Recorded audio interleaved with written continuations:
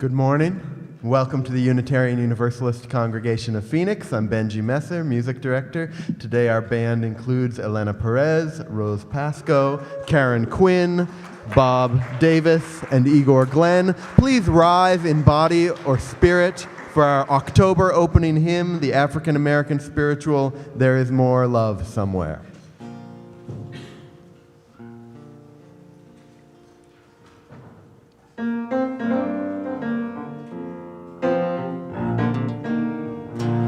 There is more love somewhere.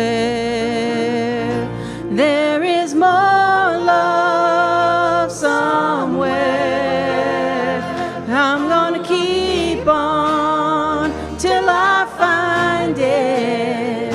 There is more love somewhere. There is more peace somewhere. There is more peace somewhere. I'm gonna keep on till I find it. There is more peace somewhere. There is happiness somewhere. There is happiness somewhere. I'm gonna keep on till I find it. There is happiness somewhere. There is more joy somewhere. There is more joy somewhere. I'm gonna keep on till I find it. There is more joy somewhere. There is more love somewhere. There is more love somewhere. I'm gonna keep on till I find it. There is more love somewhere.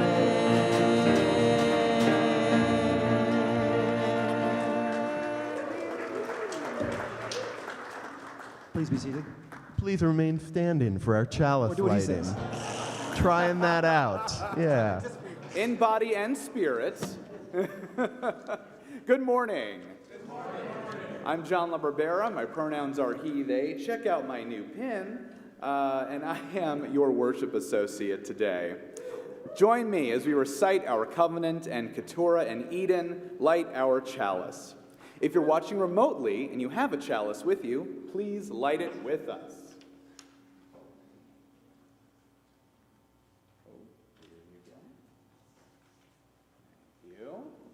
Love is the doctrine of this congregation. The quest for truth is our sacrament, and service is our prayer. To dwell together in peace, to seek knowledge in freedom, to share our strength in fellowship, thus do we covenant. Please be seated.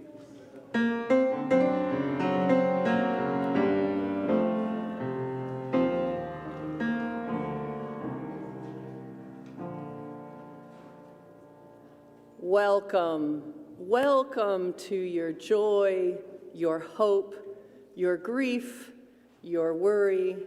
Welcome to your community. Welcome to all of the parts of you. Welcome to our diverse and ever-changing community. As we strive to know ourselves and each other more and more each week, may this time together be a blessing. I am the Reverend Christine Dance. My pronouns are she and her, and it is my great honor to serve as the minister of the Unitarian Universalist Congregation of Phoenix. We strive to be a spiritual community for our time, one that is theologically diverse, radically inclusive, and justice-centered. If you are new here, we are so glad you found us, and we hope that in this community you can experience the warmth and love of this congregation. Today is Get to Know UUCP after the service. We invite any of our newcomers or continued comers to learn more about our community. This morning, we are addressing a challenging topic for this congregation. Some of you might find it appropriate for everyone. Some of you might think it's insider baseball. Some of you might have really strong feelings on one side. Some of you might have really strong feelings on another side. And some of you won't have any idea what the big deal is. Wherever you are, I invite you into this time with an open and vulnerable heart.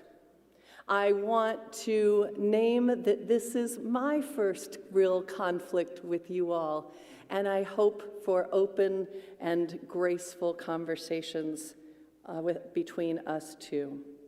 And mostly, I want you to know that I love you, and I want to hear from you, and I am with you as we all navigate this. Here at UUCP, we do put our mission into action when we discover together what it means to be human. We have a few announcements about the different ways we are embracing joy and defining our future. On October 17th, we have a very special guest coming to UUCP. Reverend Julian Soto is a UU theologian, activist, and amazing poet. Please sign up to join us. If you can't afford the whole ticket, please pay whatever you can to attend this special event. And your civic engagement team is going through a major effort to distribute and collecting Arizona abortion access petitions. We need current notaries to take a shift one Sunday per month to notarize filled petitions. My wife is a notary. Karen, have you already signed up for your spots? Yes, she has. If you are a notary, please email us at civicengagement@phoenixuu.org if you are available. And now I would like to invite Bonnie White up for an announcement about our UUCP All Aboard fundraiser. Okay, the train pulls into this station on November 11th at 5 o'clock. That's when we're going to be having a food and drink and social time. Bring the kids, it's a family affair. And then you'll also have an opportunity for shopping at the silent auction. 6 o'clock is when the live auction begins, and for that we need donations of events, services, and physical items. Mostly we need those home-hosted events of 2, 4, 6, 8, 10 tickets. This is an opportunity for the community coming together. And if you need more information about ideas for your events, you can find those on the website. We're looking for things like theme dinners,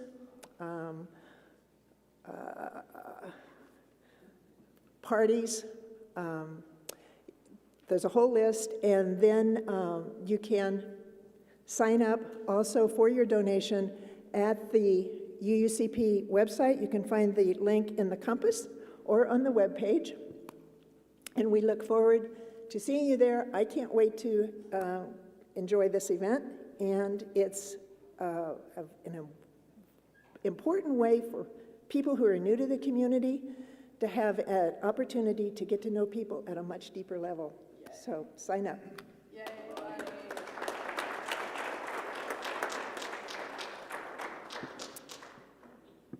Thank you so much, Bonnie. Would you like to ring the bowl? Oh, sure.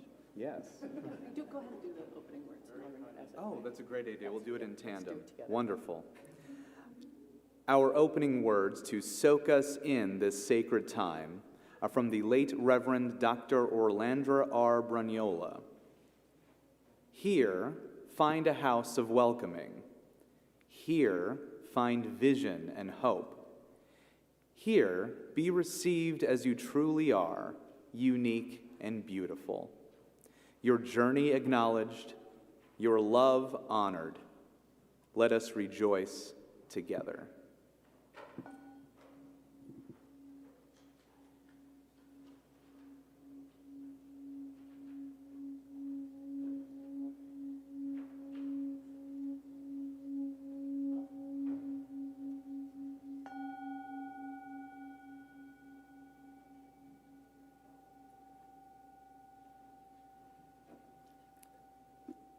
And now I invite anyone who'd like to come forward for Together time.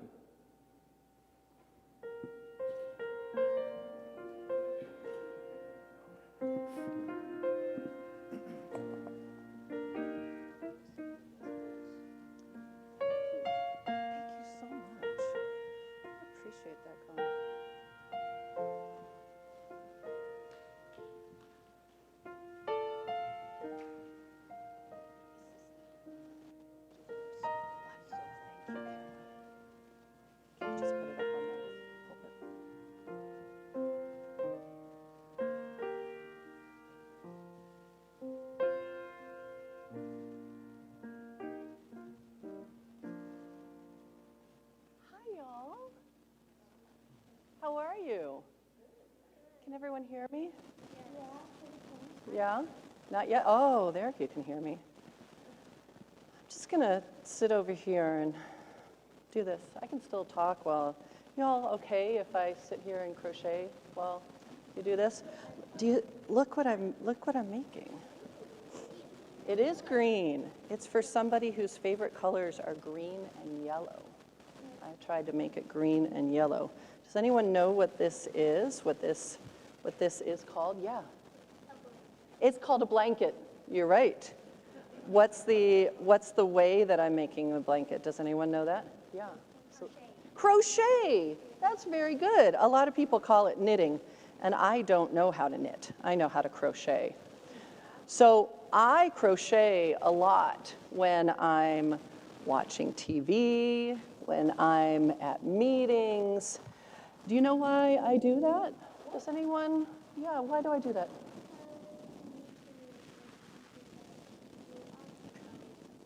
That's true. It's exactly right, because I need something that keeps me occupied sometimes. That's exactly why. That my mom does that? Yeah, see, how many of you need something that keeps you occupied sometimes? Wonderful. What are some of the things down here? What are some things that you do? I'm going to have some other folks talk, but I'll come back. Yes, Isabel. You what? You read. You read to keep you occupied. What are other things that people do? Yeah, you listen to music. Yeah, go ahead, Bela. You play with Legos. And you've got something in your hands right now, Bela. What is that? Yeah, is that just what does that do for you? It's just for fidgeting, right? Yeah, this is my fidgeting. And some of us, yeah, Eden, what do you do? You draw. Awesome. Yeah. Yeah, what do you do? Exercise. You exercise. You run around, yeah, that keeps you occupied. That's good. When any of you all are here doing things or doing things for a long time, yell out, what are some things that you all might do? Oh, I see Chris, are you doing some knitting?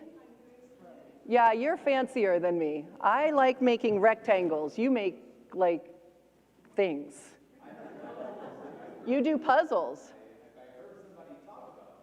Puzzles, yeah, people like doing puzzles. Singing, yeah. So all of these things are things that we might do. And there are a lot of different things that people during service do. So Chris is knitting over there. Bela's playing with a fidget toy. We've got a whole cabinet full of STEM materials if people need them. And I think there are so many different ways that we all figure out what to do with our hands or our bodies when we're doing things.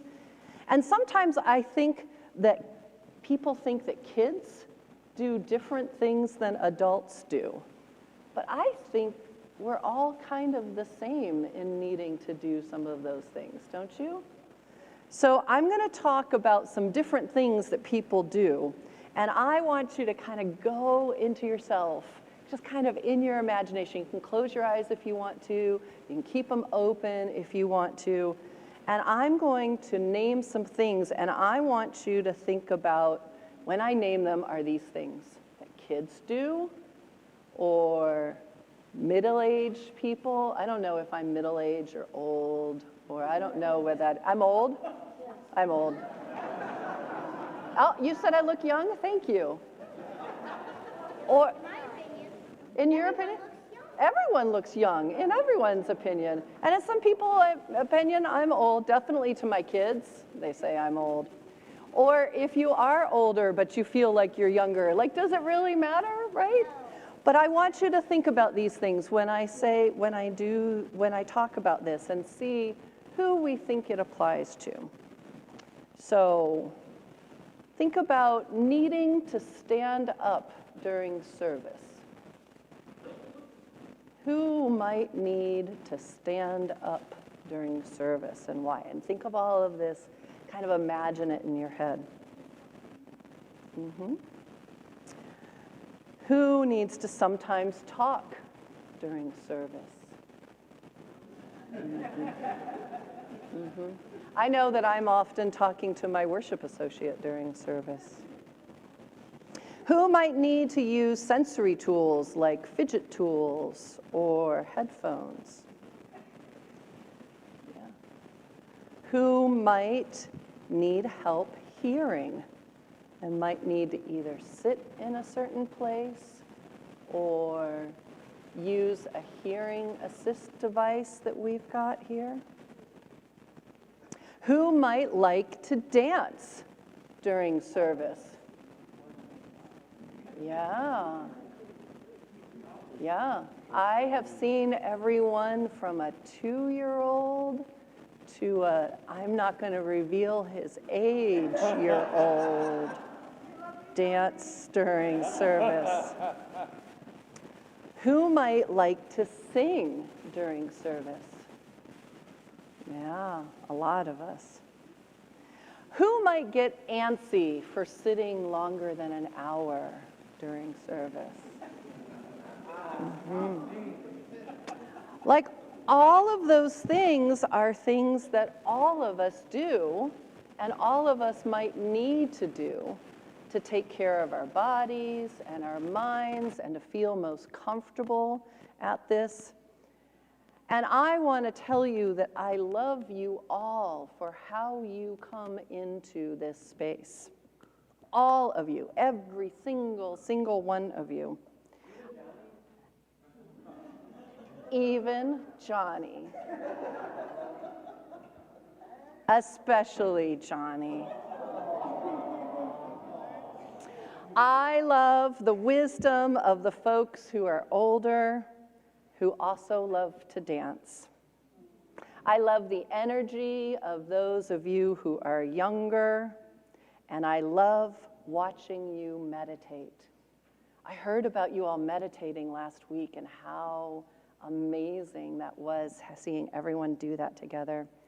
I love the smiles of our parents when they are watching you, and I love when you all take care of each other. I love when you sing. I love when you stand when you need. And sometimes when you talk, I get a little distracted. But sometimes I talk during service too. I love when you take the stimulus items that you need or the hearing items that you need to concentrate. And I encourage you all to figure out what your equivalent is of crocheting to keep your hands busy. So, as we all listen to the service today, I invite you to do what your body needs for you to hear, for you to feel like you're in a spiritual place, and for you to be connected. Thank you all for being here with me. I appreciate you.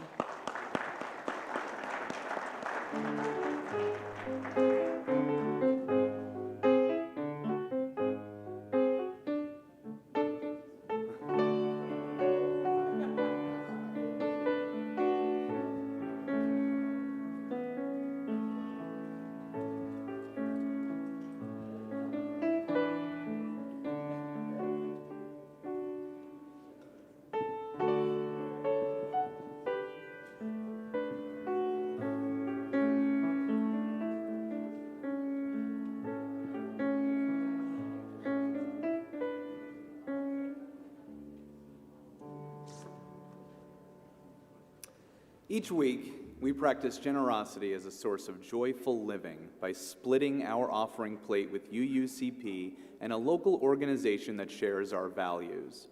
For October 2023, our Share of the Plate partner is Black Lives of Unitarian Universalism, or BLUE.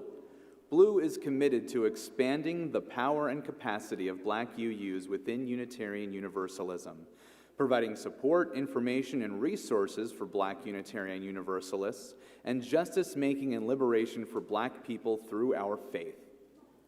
Half of the money that BLUE gets will be going to a housing project in Minneapolis that they're sponsoring to bring affordable housing to Black and Indigenous families. As part of the revolution, we know that stable and affordable housing is a way to ending the carceral state, build wealth in families, and create stability in the community. BLUE has a goal to raise $100,000 by the end of the year to drop the expected monthly payment for residents from $1,800 to $1,200 per month. That difference is between truly sustainable and perhaps impossible living costs. It is BLUE's hope that this initiative will change the material conditions for Black and Indigenous families who move into the units that are built. For all that you give, we are so grateful.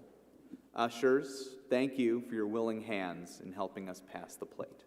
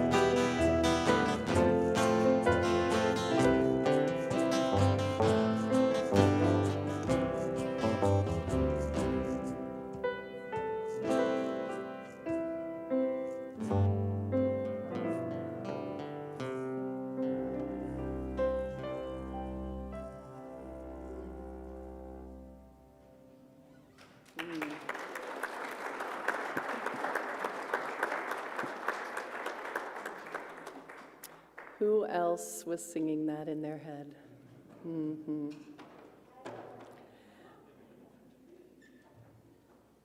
It is an important practice in this community to make time to share pieces of our lives with one another. We do this because each person has value and each person's experience matters. Whether you come with laughter in your heart or tears, all of you matters. If you're on Zoom and you'd like to share a joy or a sorrow, please type it into the chat, a brief note of what is on your heart today. If you're in the sanctuary today, you can fill out a joy and sorrow card, which is in the back to participate next week. As we open this sacred time to amplify our joys and lessen our sorrows with communal care, let us center ourselves with a moment of stillness.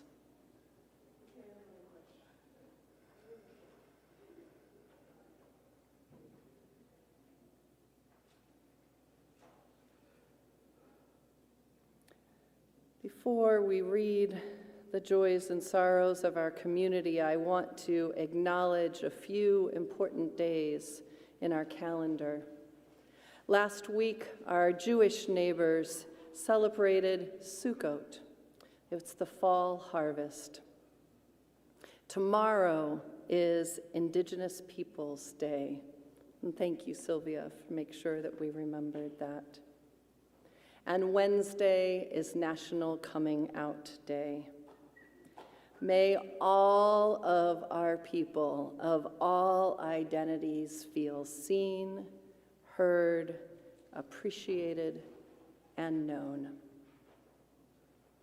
And I also want to take a moment to acknowledge the pain and suffering that is happening in Palestine and Israel this weekend. As with all conflict in the world, my heart just yearns for the humans involved, and it hurts. And I yearn for peace for them. And as my colleague, Reverend David Miller, says, to assume any clear answer feels foolish. To give up hope feels tempting. To tremble in the midst of horror feels completely understandable. But to stop trying to birth love in the world feels unacceptable. Now let us turn to the joys and sorrows of our community. From a joy from Jade in the sound booth, I just got an email notification that a sonic installation piece I designed in 21 called Cryptic versus Chimera has been nominated for a 10 museum installation tour with a collaborative queer arts exhibit for the Western United States Museum of Modern Arts in 2024.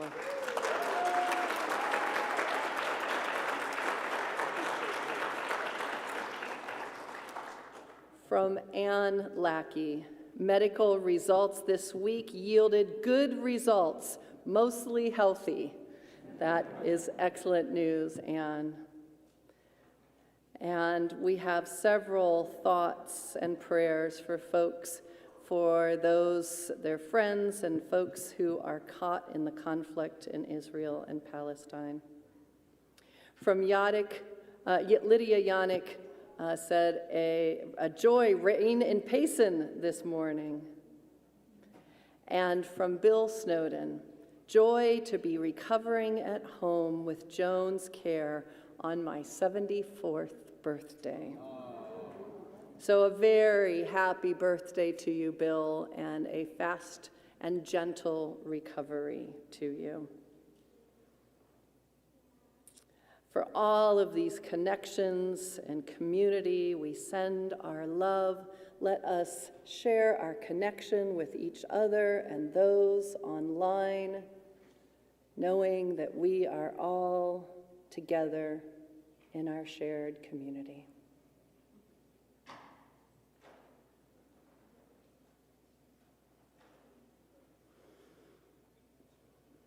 It feels so good to be in this loving presence with one another. Let us soften into the here and now in a spirit of meditation and prayer. I invite you to relax into this present moment.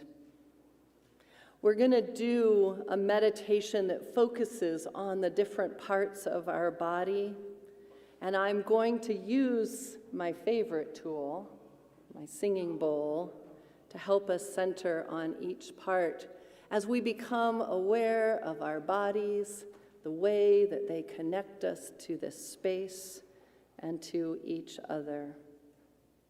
Let us take some deep breaths and ground ourselves for meditation.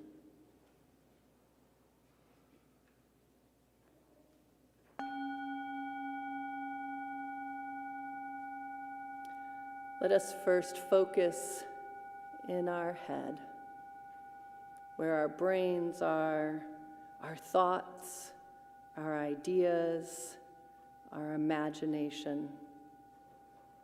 Let us calm all the swirling thoughts and create peace in our heads. Tell all of those thoughts and whirling ideas to just hush for a moment.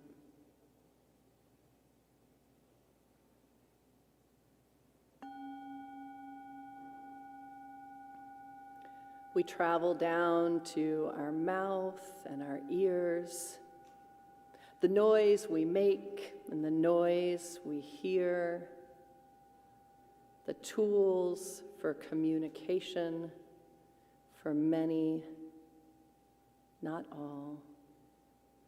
Let us silence our mouth and calm our ears. Let us tell them and give them a gentle hush.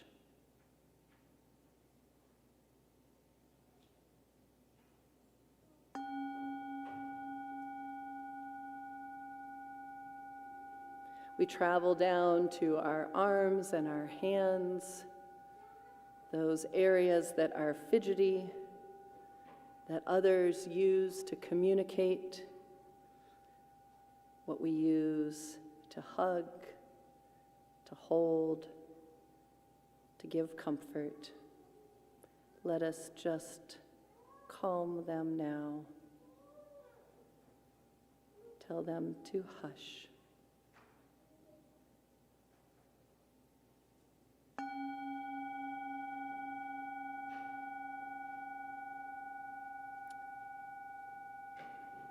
To our hips, our core, our seat, where we are grounded, touching the chair, the floor, our core. Let it settle into place and just be.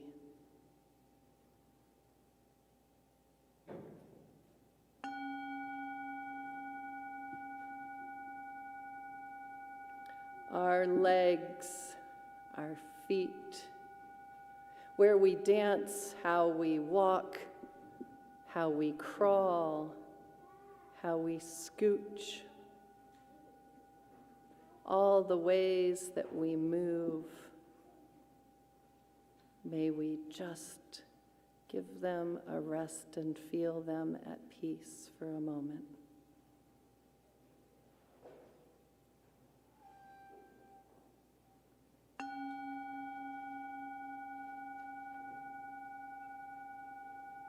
And then we turn inwards to our spirit, that indefinable something that is deep down inside of us, the small, still voice that we know as our core. Find it inside of you, and then give it a warm embrace. Let us join in a minute of meditative silence.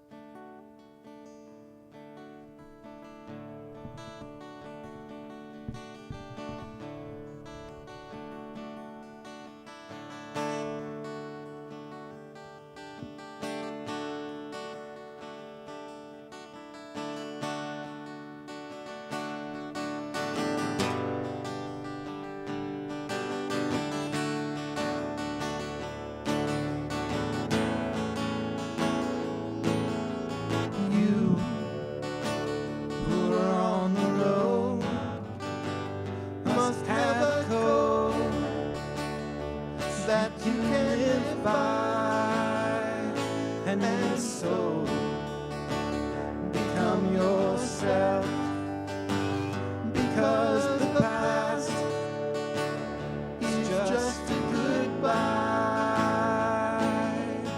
Teach your children well, the Father's hell will slowly go by, and feed them on your dreams, the one they pick, the one you'll know by. Don't you ever ask them why, if they told you you would cry. So just look at them and sigh, and know they love you.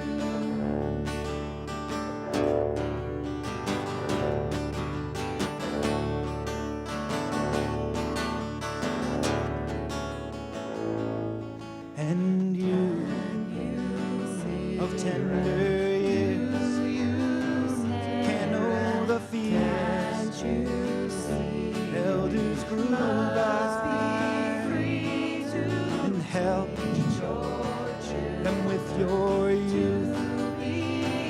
They seek the truth, for they can die. Teach your parents well, their children's hell will slowly go by. Feed them on your dreams, the ones they pick, the ones you'll know by. Don't you ever ask them why, if they told you you would cry. So just look at them and sigh,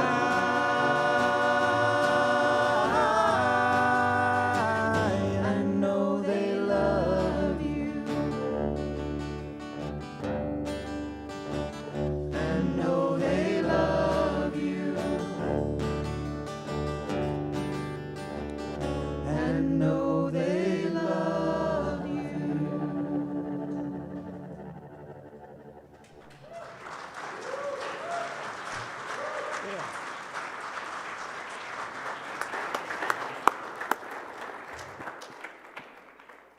Those harmonies were phenomenal. Thank you so much. So I've told this story a few times to various folks over the last few years. But in case you haven't heard it yet, this is what led Natasha, me, and most of all, Felix, here to UUCP.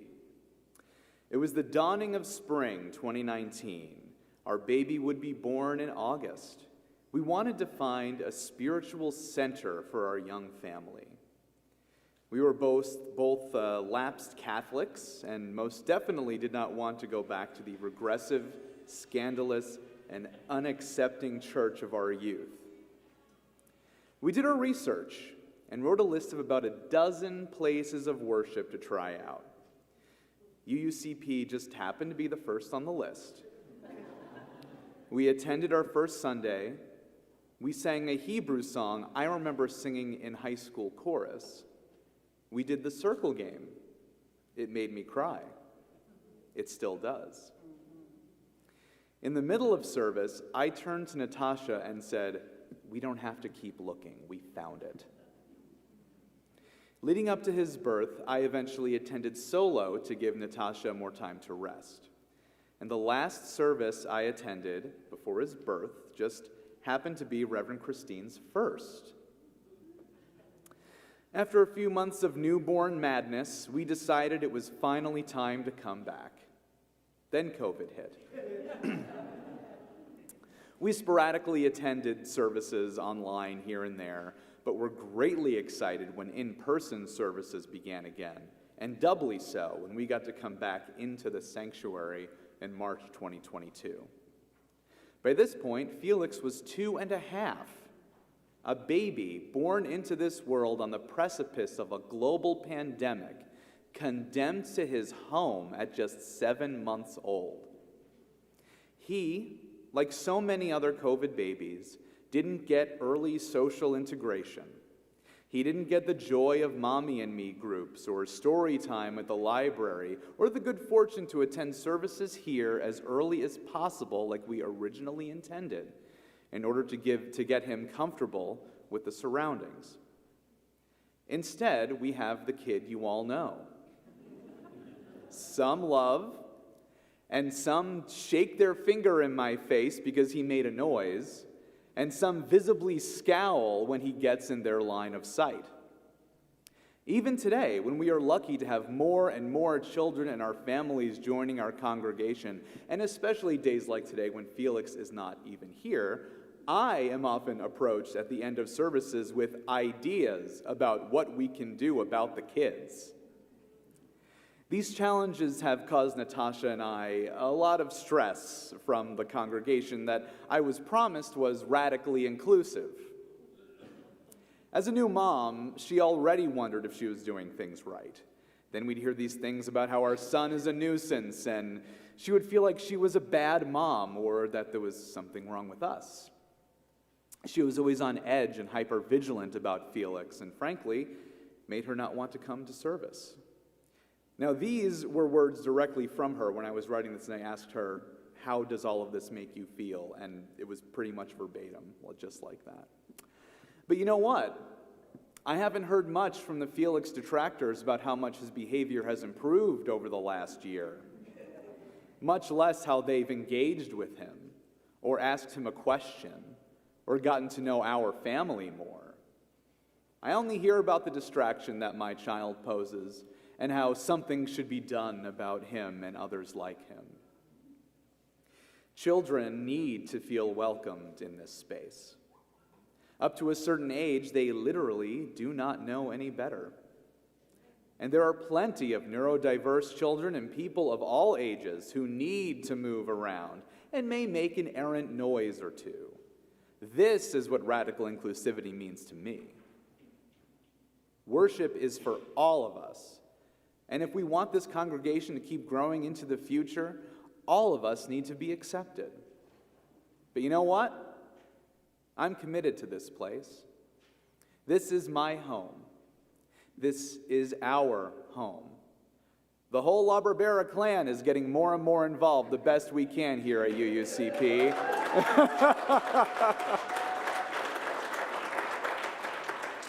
And I have hope. Hope that we can all come together and live the best future we can imagine. Thank you.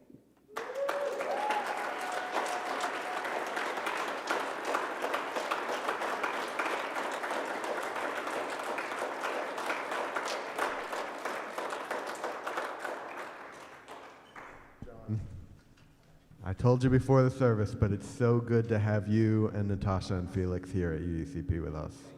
So good.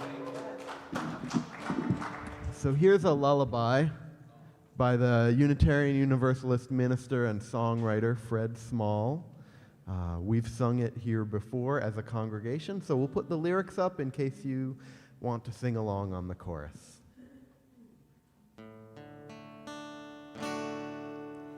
We have cleared off the table, leftovers saved, washed the dishes and put them away. I have told you a story and tucked you in tight at the end of the long knockabout day. As the moon sets its sail to carry you to sleep over the midnight sea, I will sing you a song no one sang to me. May it keep you good company. You can be anybody you want to be. You can love whomever you will. You can travel any country where your heart leads, and know I will love you still. yourself. You can gather friends around. You can choose one special one. And the only measure of your words and your deeds will be the love you leave behind when you're done. There are girls who grow up strong and bold. There are boys quiet and kind. Some race on ahead, some follow behind. Some go in their own way and time. Some women love women, some men love men, some raise children, some never do. You can dream all the day, never reaching the end of everything possible for you. Don't be rattled by names, by taunts, by games, but seek out spirits true. If you give your friends the best part of yourself, they will give the same back to you. You can be anybody you want to be. You can love whomever you will. You can travel any country where your heart leads, and know I will love you still. You can live by yourself. You can gather friends around. You can choose one special one. And the only measure of your words and your deeds will be the love you leave behind when you're done.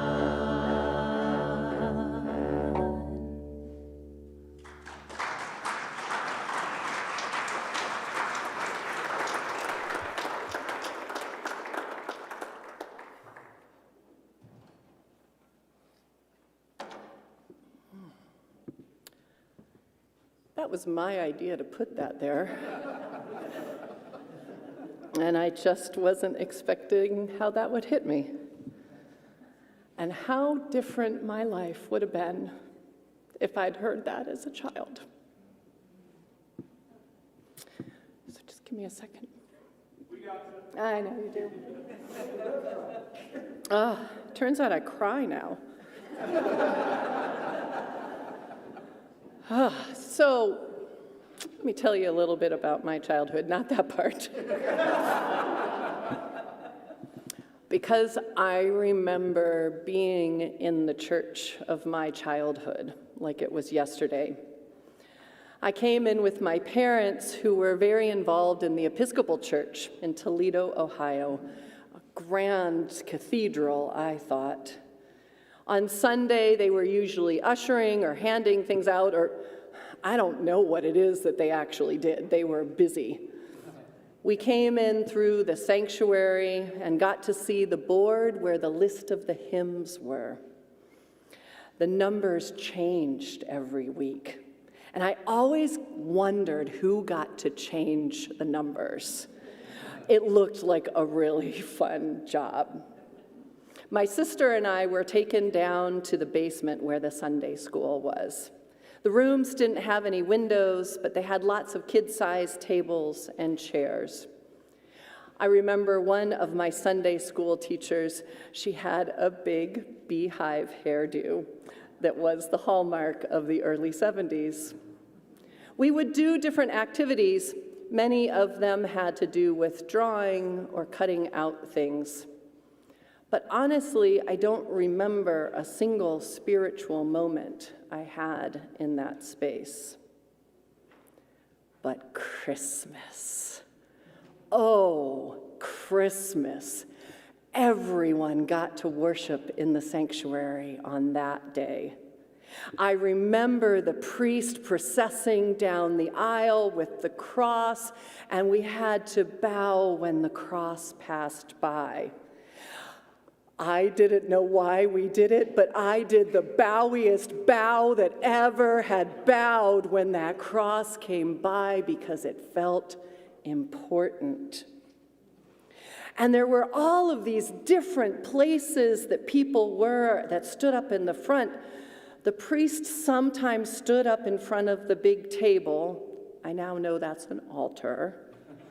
But sometimes he crawled up into his special cabin. That's what I thought it was. Up some stairs and stood way up higher than us and gave a whole bunch of words, and everyone seemed to think those were really important words. And sometimes there was another little podium where people who were not the priest spoke from there. They had their own podium. All of it was grand and beautiful and reverent, and I loved it. I loved the pageantry, the singing, the reciting the words together, the smell of the incense and the candles.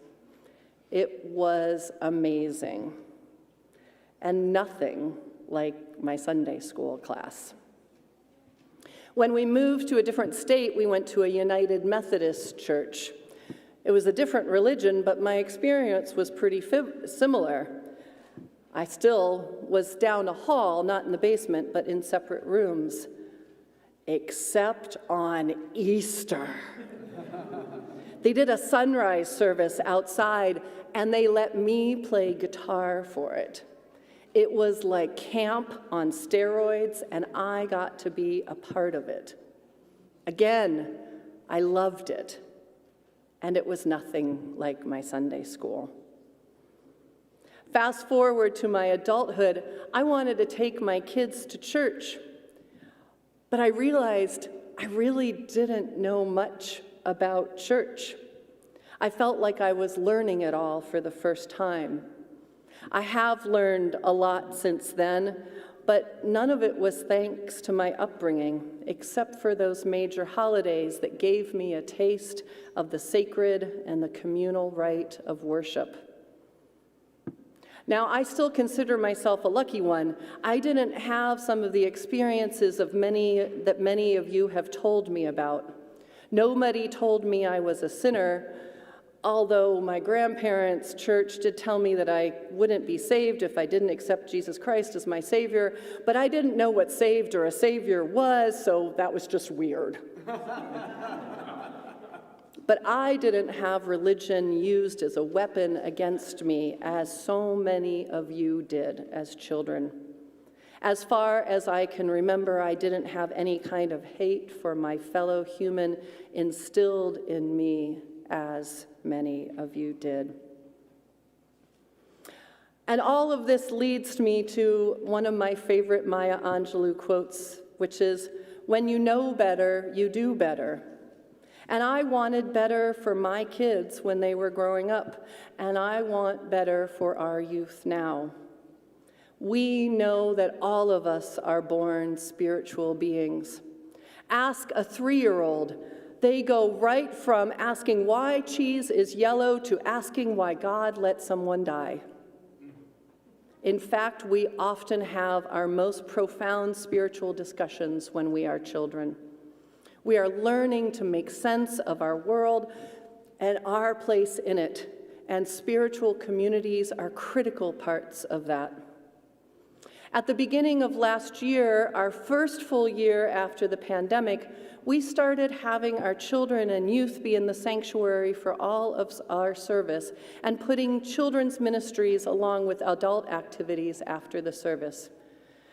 Our children's ministry team and I knew exactly why we were doing it, but I don't think we did a good job of explaining it to everyone else.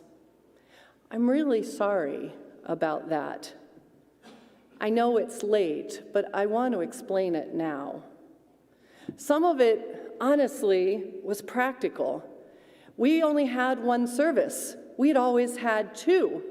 We had no children's ministry teachers after the pandemic. Our staff was doing it all. We had a reduced budget, and we only had a few kids. And the volunteers we had before the pandemic taught during one service and then attended worship during the other one. Now they'd have to choose whether to teach or whether to worship. So there were some really compelling practical reasons. But they were undergirded by some solid human and faith development reasons also. We know that children absorb not only the messages of worship, but also the spirit of worship. This is where they learn what community looks like, just as we do as adults. And no one besides children are separated by their age. We are all learning together, no matter where we are on our faith development, our healing, and our beliefs. Now, I know that this has made some of you uncomfortable. We've experimented with different ways to manage the disruption, especially with some of our younger kids, especially with one of them. We are getting costs for turning the space back into a glassed-in wiggle room so kids can be included. We've gotten staff to take them in, to educate them about how to be in the space, to bring them in and out so that they can be learning how to be here. But we're not there yet. Honestly, none of us really are. This year, we've added 2 new things. We have a congregation member, bless her heart, who is willing to take our little ones out of service to a separate room where we can still have worship on the monitor so they can be part of it if they are not wanting to act or be worshipful. And the age for that is determined by the child. We have some children who are totally able to do it that are 2 or 3. And we have some 6 and 7 and 10-year-olds who are not. We're not making a strict rule on that at this point. We're letting the children select in that. And we are holding firmer to the rule that the chancel area here should only be for people participating in worship. We have 2 child care workers here in the sanctuary with us who will be working with the kids and also help reinforce that. Now, you need to know that our previous approach, which was to talk about it and model it, may have had a child on the chancel, but it didn't create a temper tantrum. This way may create more of a disruption, and we are still learning. I want to be very clear about the one child that people have mentioned. It is not about that child, nor is it about that child's parents. Some of you may have said to me, it's not...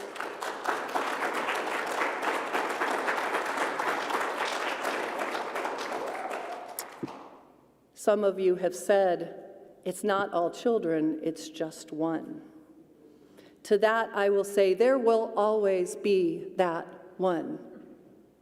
And by the way, there's always that one for many of the adults, too. And we are all beautiful and worthy and loved. To scapegoat one human is a form of violence. We have had a number of children and adults who have been disruptive in our history. Those of you who have been here for a while may remember kids who pulled fire alarms during service, crawled under chairs, or snored during service. You'll have to guess what ages any of them are. And I want to talk about what message we send when we talk to a child or a family that we don't have a relationship with. I want you to imagine that we treat an adult who is snoring the same way.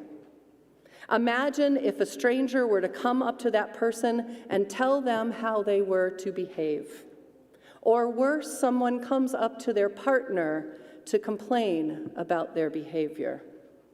Do you think these people would return again? Do you think that they would feel welcomed? And in fact, we do now have a number of youth who I talk to who don't come to this congregation anymore because they were scolded when they were here. It is said that Sunday morning is the most segregated hour of the week. Churches are regularly segregated by class and race, and often they are segregated by age. Our very youngest people and our very oldest people are often excluded. Where we are right now with our children is choosing not to segregate them. We are doing this to explore what it means to be radically inclusive. Now, I know when that mission was created that many folks thought that it was mostly about race, but we have been exploring it so broadly. We've explored see how it includes people with different abilities, neurodiversity, class, gender expression, sexual orientation, and yes, age. So the challenge is this: being radically inclusive for one group can mean less inclusive for another. How do we navigate that? It's something that we had to navigate and hear about when we were figuring out masking when we first came in. By saying we were going to be radically inclusive for people, by masking, we were not including others who were upset about it. And I want to know what radically inclusive means to you, and if it means the same thing for you as it does for me. Because I think we meant for it to be race, and now we've got it in our mission, and we're like, well, what does this mean? Does it extend to everything? How far does it go? For me as your minister, it's an interesting challenge. My contract says that I report to the mission of this congregation. It is my guiding document. But like our Constitution, there are many different interpretations of it. Right? As it is in our country, so it is here in our congregation. So what does radically inclusive mean? Is it inclusive to the majority? To those most affected? Are we pushing it further than you want me to? I mean, it is my job to push you, right? That is actually literally my job. And I want to hear if it's too far. I'm doing this with you, for you, among you. It's not all about me. I'm just the one trying to figure out where are we all trying to go. Deep question. Yeah. And I hear that from individuals. I want to make sure that people with dissenting views today have also their opportunity to be heard. All right? I know that I'm looking at all of you, I'm looking at some of you, and I know where some of you stand. There's a whole bunch of you. I have no idea where you stand. That's what I want to hear. That's what I want to know. To know what guides me so that you can understand where I am, I look at where the power resides. And then I side with who has less of it. It's actually a pretty clear guideline for me. It's not perfect. But I think it's fair for you to know how I'm looking at it. I also want to name here for the opportunity for us to figure out the difference between discomfort and inclusion. If we're striving to be truly radically inclusive, that means we need to examine our discomfort and explore who we are centering each time. I know all of us want ourselves to be centered. I do. But am I uncomfortable or am I not inclusive? It's messy and it's beautiful. It's the work that we're called to do here. I want to name a few conflicting messages I hear too here. I hear, we're an aging congregation. We need to bring in new people, especially families. Here they are.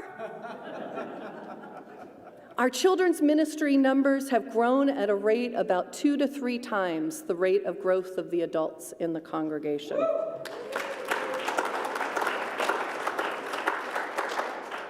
I also hear, I wish we had more racial diversity in our congregation. Here they are. The majority of our youth are people of color. All of this should be a cause of celebration. And beloveds, we are actually leading our denomination in how we incorporate our youth already. We have 2 dynamic teens on our board of trustees who are bringing so much richness to our governance. They are not there just as figureheads. They talk more than most of the board. Board folks, can I get an amen? Our bylaws consider teens as members as soon as they go through coming of age or starting point. Just a few weeks ago, we were all participating in a blessing service. And who was doing the sacred work of blessing? Our youth. Not a minister, not adults, but our youth who knew how to bless people because they are so integrated into this community. Last Christmas, half of our orchestra was youth. This summer, we were led in worship by a youth. We have 2 youth as worship associates.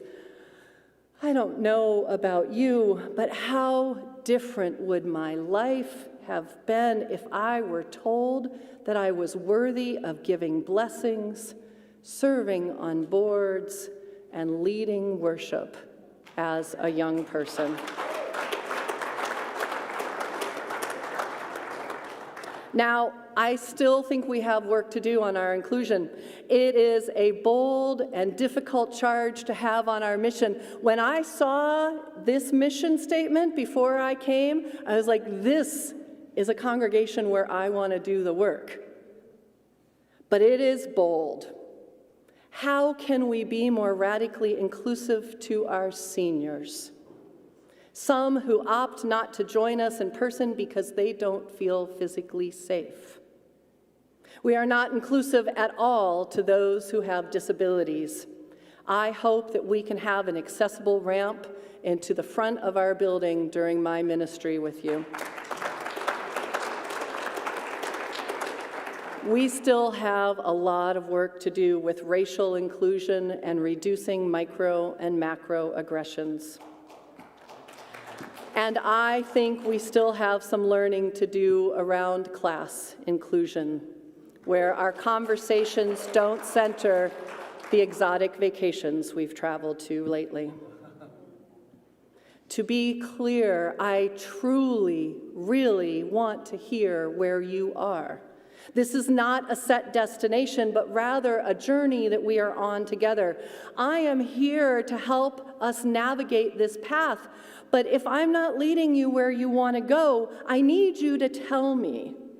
There can be changes in the path. We have the most creative staff that you can imagine. We can figure out different ways to get there as long as we know the path that we're looking on. Maybe it takes us longer to get to the destination, but there are always different possibilities. And I know that we don't all have the same thoughts on this. So please treat each other with grace and curiosity and love, even if you disagree. It's not possible for many of us to do in the world of politics, but darn it, we can do it here. We can. And rather than focusing on the discomfort of where we are now, I want to articulate the destination where I think we're heading towards. It's one where children and youth are given messages that they are worthy and holy from their earliest ages. It is one where everyone gets to access the full range of spiritual growth and experience on Sunday. No one gets a watered-down theology. It's one where our youth get to be part of a spiritual community that will ground them for the rest of their lives. is one where we are intentionally celebrating being a multi-generational congregation. It's where we don't even blink when a youth leads us up here from the pulpit, much less a wonderful youth in drag, because we are used to it and expect it. And it's where people of different generations not only share discussions, but become friends. And where we value the breadth of ages that we personally get to interact with, from profound conversations with a 90-year-old 1 minute and a 9-year-old the next. It is not easy. It takes creativity and adaptation, but we have the opportunity to live into our mission in more deeply and intentional ways each and every week. May our circle of love widen without limits. May each member of our community connect us to our past and guide us into our future. May the generations of this congregation serve each other and learn from each other. And may each and every one of us in this circle of faith have a deep, deep sense of belonging. May it be so.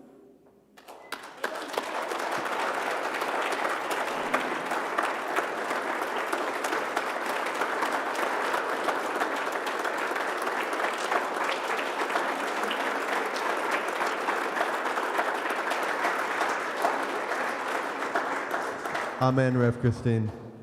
So we close with a song about belonging that y'all are welcome to sing along with. It was made famous by the singer Philip Phillips on American Idol. Feel free to sing along, particularly there's a chorus and the lyrics there are just, oh. So you can do that part even if you haven't heard the rest. You're welcome to stay standing, you're welcome to sit. Here we go.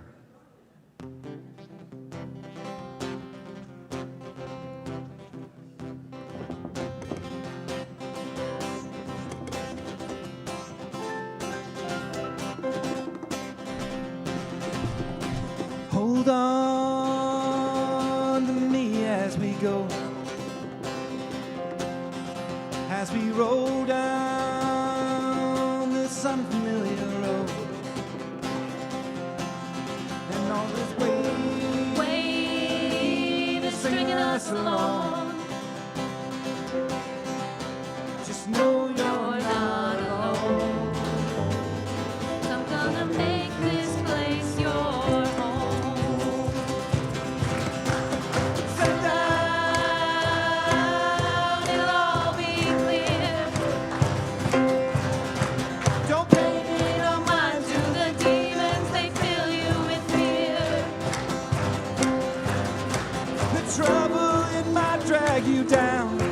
If you get lost, you can always be found. Just know you're not alone. I'm gonna make this place your home.